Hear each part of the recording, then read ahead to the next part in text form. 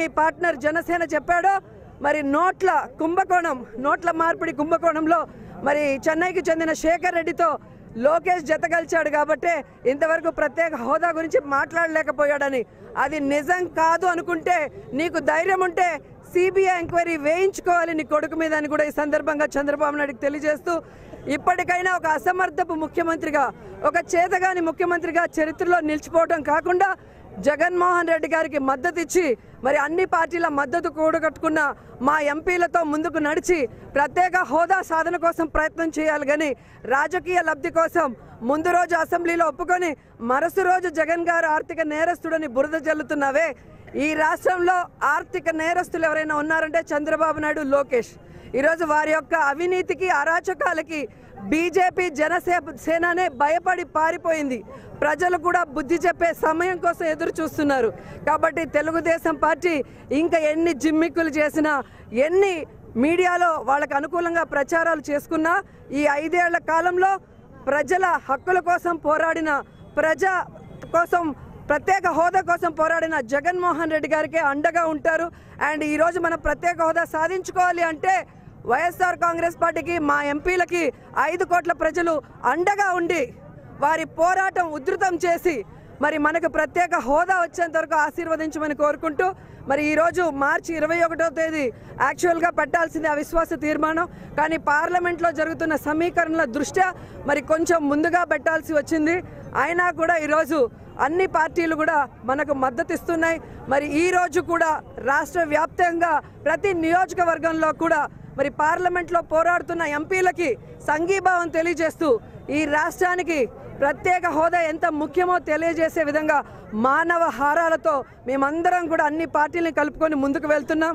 And ఈరోజు ప్రజలు తెలుసుకోవాలి, 29 సార్లు మోడీని కలిశాను రాష్ట్రానికి అన్యాయం చేయడానికని స్వయంగా చంద్రబాబు నాయుడు గారే ఒప్పుకున్నారు. అండ్ 29 సార్లు కూడా ఆయన జగన్ మీద కేసులు పెట్టి ఆయన బయట రాకుండా చూసుకోండి అని, లేదా ఎమ్మెల్యే సీట్లు పెంచమని కోరాడే తప్ప ఏ రోజు కూడా ప్రత్యేక హోదాని కోరలేదనేది మనకు స్పష్టమైన విషయం. మొన్న చివరిగా జనవరి 12వ తేదీ కూడా ఆయన మోడీ గారికి ఇచ్చిన వినతి పత్రంలో కూడా ఎక్కడా ప్రత్యేక హోదా అంశం అనేది లేకపోవడం అనేది రాష్ట్ర ప్రజలు గమనించాలి. ఇకనైనా చంద్రబాబు నాయుడు నక్కజిత్తుల రాజకీయాలకి పులి స్టాప్ పెట్టే విధంగా ప్రజలు చైతన్యం అవ్వాలి.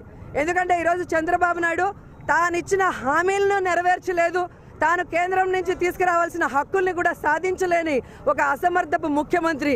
అతను చేసిన తప్పులు మనం అందరం చూస్తున్నాం. అండ్ అతను ఎలాంటి వాడో 20 సంవత్సరాలకు ముందే ఆయన మామ ఎన్టీ రామారావు చెప్పాడు, ఇంత అవినీతి పరుడు, ఇంత నీచమైన వాడు, ఇంత నక్కజిత్తుల వారు లేరు అని చెప్పి. కాబట్టి ప్రజలు ఇప్పటికైనా తెలుసుకొని తెలుగుదేశం పార్టీని తరిమి కొట్టి ప్రత్యేక హోదా వచ్చే విధంగా పోరాడుతున్న జగన్ గారిని, మా ఎంపీలని ఆశీర్వదించమని కోరుకుంటున్నాను.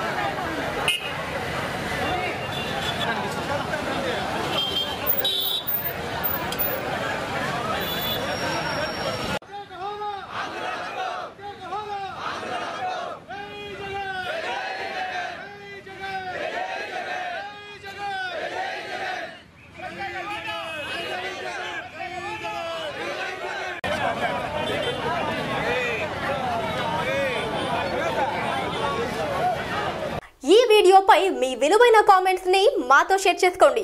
అండ్ ఇంకో విషయం, సబ్స్క్రైబ్ చేయడం మర్చిపోకండి.